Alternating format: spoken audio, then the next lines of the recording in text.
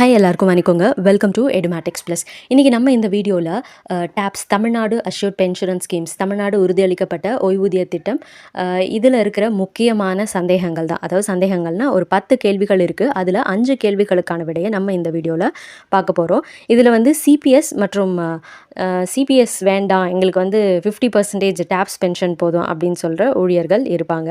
இந்த அரசாணை 111 மற்றும் புதிய டேப்ஸ் திட்டம் பற்றி நம்ம முழுமையாக பார்த்துக்கலாம். யூடியூப் முழுக்க ஏகப்பட்ட வீடியோக்கள் இருந்தாலும் யாருமே சொல்ல பயப்படுற பல கசப்பான உண்மைகளையும் உங்கள் மனசில் இருக்கிற மிக ஆழமான கேள்விகளுக்கும் இன்றைக்கி நம்ம விடைகளை பார்க்க போகிறோம். இன்றைக்கி நம்ம பார்க்க போகிற கேள்விகள் சாதாரண கேள்விகள் இல்லை. ஒரு சாமானிய அரசு ஊழியனுடைய தொகுப்பூதியத்தில் ஒர்க் பண்ணக்கூடிய அங்கன்வாடி சத்துணவு ஊழியர்களுடைய வாழ்வாதார கேள்விகள். இந்த வீடியோ கொஞ்சம் லென்த்தியாக இருந்தாலும் ஸ்கிப் பண்ணாமல் பாருங்கள். ஏன்னா உங்கள் 30 வருஷ உழைப்போட பணத்தை பற்றி நம்ம பேச போகிறோம். ஸோ முழுமையாக பார்த்தா தான் உங்களுக்கு தகவல்கள் எல்லாமே புரியும். கொஞ்சம் கொஞ்சம் விட்டு விட்டு பார்த்தீங்கன்னா உங்களுக்கு சரியாக புரியாது. ஸோ உங்கள் பென்ஷன் பற்றின எல்லா சந்தேகங்களும் கண்டிப்பாக இதை பார்க்குறப்ப தீர்ந்துடும். இது பார்ட் 1 வீடியோ தான். உங்கள் குடும்பத்தில் இருக்கிற அரசு ஊழியர்கள் எல்லாருக்கும் இப்போவே இந்த வீடியோவை ஷேர் பண்ணிவிட்டு ஒரு லைக்கும் போட்டுட்டு உட்காருங்க. முதல் கேள்வி, நான் ஜூன் மாதம் ரிட்டையர்ட் ஆக போகிறேன். எனக்கு சிபிஎஸ் பணமும் கிடச்சி பணிக்கொடையும் கிடைக்குமா, இல்லை டேப்ஸு அதை தடுத்துருமா அப்படின்னு ஒரு கேள்வி. கண்டிப்பாக வந்து கிடைக்கும். அரசாணை 111 படி 1/1/2026, அதாவது ஜனவரி 1, 2026 அன்றைக்கோ அல்லது அதுக்கப்புறமோ ஓய்வு பெற தகுதியான எல்லா ஊழியர்களுக்கும் இந்த டேப்ஸ் திட்டம் பொருந்தும். நீங்கள் ஜூன் 2026 ரிட்டையர் ஆகிறதால நீங்கள் மிகச்சரியாக இந்த வரம்புக்குள்ளே வந்துடுறீங்க. அரசாங்கத்தோடைய 2 ஆப்ஷனில், அதாவது எக்ஸிட் ஆப்ஷன் 2 கொடுத்துருப்பாங்க இல்லையா, 2 எக்ஸிட் ஆப்ஷனில் நீங்கள் எதை வேணும்னாலும் தேர்ந்தெடுத்துக்கலாம். நீங்கள் டேப்ஸ் பென்ஷன் வேணும்னு படிவம் கொடுத்தாலும் உங்களுக்கு சேர வேண்டிய அந்த கிராஜுவிட்டி தொகை அதிகபட்சம் 25 லட்சம் ரூபாய் வரைக்கும் முழுசாக கிடைக்கும்.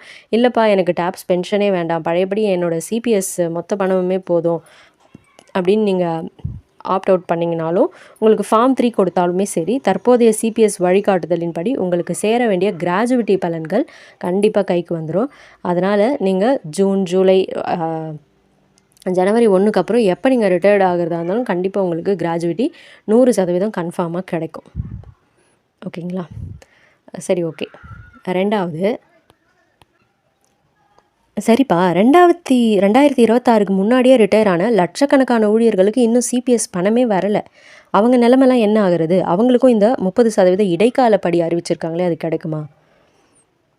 இதுதான் நம்ம ஊரில் இருக்கிற யதார்த்தமான கசப்பான உண்மை. இதுக்கு அரசாணை 111 என்ன சொல்லியிருக்காங்கன்னா, 2026க்கு முன்னாடி ஓய்வு பெற்றவங்களுக்கு இப்போதைக்கு 30% இடைக்கால படி கிடைக்காது. ஏன்னா ஜனவரி 1, 2026க்கு முன்னாடி சர்வீஸ் முடித்தவங்களுக்கு இந்த இடைக்கால நிவாரணம் கிடையாதுன்னு அந்த ஜிஓலேயே தெளிவாக சொல்லிட்டாங்க. பேராகிராஃப் 5A 3rd பாயிண்டில் சொல்லியிருக்காங்க. அப்போ அவங்க நிலைமை என்ன? யாருக்கெல்லாம் இன்னும் சிபிஎஸ் பணம் வரலையோ அவங்களுக்கான ஃபைனல் செட்டில்மெண்ட் வேலைகள் பேக்ரவுண்டில் ப்ராசஸ் போயிட்டே தான் இருக்குது. தற்போதைய சிபிஎஸ் விதிகளின்படி அவங்களுடைய சொந்த பணம், வட்டி எல்லாமே கணக்கிடப்பட்டு முழுசாக செட்டில் பண்ணிடுவாங்க. ஆனால் இவங்களை கைவிடாமல் இருக்க தான் கொள்கை அளவில் அரசு சிறப்பு கருணை ஓய்வூதியம், அதாவது ஸ்பெஷல் கம்பேஷனேட் பென்ஷன் அப்படிங்கிற திட்டத்தை அறிவிச்சிருக்கு. இவங்களுடைய சிபிஎஸ் பணம் செட்டில் ஆனதுக்கு அப்புறமா இவங்களுக்கு மாதாந்திர பென்ஷன் எவ்வளோ ஃபிக்ஸ் பண்ணலாம் அப்படின்றதுக்கான ஒரு தனி அரசாணை, டீட்டெயில்டு ரூல்ஸு விரைவிலேயே தனியாக வரப்போகுது. அது வரைக்கும் இவங்க வெயிட் பண்ணி தான் ஆகணும். அடுத்தது, 3வது கேள்வி, நான் ஏற்கனவே சிபிஎஸ் ஃபைனல் செட்டில்மெண்ட் பணத்தை முழுசாக வாங்கிட்டேன். எனக்கு இந்த சிறப்பு கருணை ஓய்வூதியம் கிடைக்குமா? கிடைச்சா நான் வாங்கின காசை வட்டியோட அரசாங்கத்துக்கிட்ட திருப்பி தரணுமா? இங்கே தான் ரொம்ப மாசான முக்கியமான கேள்வியை நம்ம பார்க்குறோம். அரசு ஒரு நிலையான தொகையை எனக்கு வாழ்நாள் முழுக்க கருணை பென்ஷனாக ஃபிக்ஸ் பண்ண போகுதுன்னா, நான் ஏன் என்னோடய சிபிஎஸ் பணத்தை வட்டியோட அரசாங்கத்துக்கிட்ட திருப்பி தரணும்? நான் தான் அதை ஆல்ரெடி வாங்கிட்டேனே. இதில் 2 சாத்தியக்கூறுகள் இருக்குங்க, 2 கேஸ். ஃபஸ்ட்டு வந்து அரசின் நிதி விதிமுறை. வழக்கமாக அரசு விதிமுறைகள் படி பார்த்தோன்னா ஒரே பணிக்காலத்துக்கு சிபிஎஸ் மொத்த பணமும் வாங்கிட்டு பென்ஷனும் வாங்க முடியாது. நோ டபுள் பெனிஃபிட் அப்படின்னு சொல்லியிருக்காங்க. ஒருவேளை அரசு உங்களுக்கு நாங்கள் வழக்கமான பென்ஷன் தரோம்னு சொன்னால், நீங்கள் ஏற்கனவே வாங்கின சிபிஎஸ் தொகையில் இருக்கிற அரசின் பங்களிப்பை, அதாவது கவர்மெண்ட் கான்ட்ரிபியூஷன் 10% ப்ளஸ் இன்ட்ரெஸ்ட்டு மட்டும் அரசுக்கிட்ட ஒப்படைக்க வேண்டியிருக்கும். இல்லைனா வர பென்ஷனில் அட்ஜஸ்ட் பண்ண வேண்டியிருக்கும்.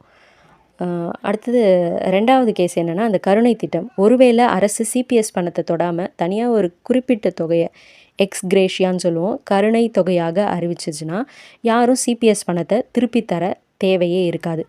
இதுக்கு முழுமையான பதில் எப்போ கிடைக்கும்னா, அந்த சிறப்பு கருணை ஓய்வூதிய தனி அரசாணை டீட்டெயில்டான ஜிஓ வரும்போது தான் 100% தெரிய வரும். ஆனா, நீங்க சிபிஎஸ் பணம் வாங்கியிருந்தாலும் இந்த பென்ஷன் ஸ்கீமுக்குள்ள மாற அரசு வழிவகை செய்யும் அப்படிங்கிறதுல எந்த மாற்று கருத்துமே இல்ல. அடுத்தது 4வது கேள்வி. நான் இப்போ பயப்படாம இந்த 30% இடைக்கால படியை இன்டரிம் பே அவுட்ட வாங்கலாமா? நாளைக்கு முழு சட்டம் வந்ததுக்கப்புறம் உனக்கு பென்ஷன் தான்னு என்னை கட்டாயப்படுத்தி லாக் பண்ணிடுவாங்களா? என்னோட சிபிஎஸ் பணம் வராம போயிடுமா? இங்க பாருங்க, அரசு ஊழியர்களே, உங்களுக்கு தெளிவா சொல்லணும்னா, அ ஒரு பயத்த வந்து நீங்க மூட்டை கட்டி வச்சுருங்க. அரசாங்கம் நிச்சயமா உங்கள கட்டாயப்படுத்தவே முடியாது. ஸோ பயப்பட வேண்டாம் நீங்க. ஏன் கட்டாயப்படுத்த முடியாது அப்படின்னு பார்த்தீங்கன்னா, இந்த அரசாணை 111 ரொம்ப தெளிவா அதில சொல்லியிருக்காங்க. 2 ஸ்டேஜ் எக்ஸிட் ஆப்ஷன்னு. இப்போதைக்கு சாஃப்ட்வேர் ரெடி ஆகாததால தற்காலிகமா இந்த 30% காசை கவர்மெண்ட்டு ஒரு அட்வான்ஸ் மாதிரி உங்க கையில கொடுக்குது.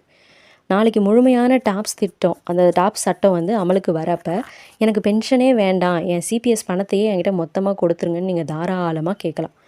அப்படி நீங்க சிபிஎஸ்ஸை தேர்ந்தெடுத்தீங்கன்னா என்ன நடக்கும் தெரியுமா? நீங்க அதுவரைக்கும் மாசம் மாசம் வாங்கின அந்த 30% இடைக்கால பணத்தை மட்டும் உங்க மொத்த சிபிஎஸ் காசுலேருந்து கழிச்சிட்டு, மீதி உங்களோட மொத்த பணத்தையும் வட்டியையும் உங்க கையில ஒரே தொகையா கொடுத்து கணக்க முடிச்சுருவாங்க. உங்க பணம் எங்கேயும் போகாது, பாதுகாப்பா இருக்கும். ஆனா இப்படி நீங்க வாங்கிட்டீங்கன்னா, சப்போஸ் நீங்க உங்க குடும்ப ஓய்வூதியத்தெல்லாம் எதிர்பார்த்தீங்கன்னா உங்களுக்கு கிடைக்காது. அதுதான் இங்க இருக்கிற ட்ராபேக்கு. சரி, ஓகே. ஃபைனலா நம்ம 5வது கேள்விக்கு வருவோம். அதேபடி 2026க்கு முன்னாடி ஓய்வு பெற்றவங்களுக்கும் அதே சிறப்பு கருணை ஓய்வூதியம் பேர் வருது. 2026க்கு அப்புறம் ரிட்டயர் ஆகுறவங்களுக்கும் அதே பேர் வருது. 2க்கும் என்ன வித்தியாசம்? பேர் ஒண்ணா இருந்தாலும் 2க்கும் நடுவுல கடல் அளவு வித்தியாசம் இருக்கு. 2026க்கு முன்னாடி ஓய்வு பெற்றவங்களுக்கு இவங்களுக்கு மாதாந்திர பென்ஷனே கிடையாது.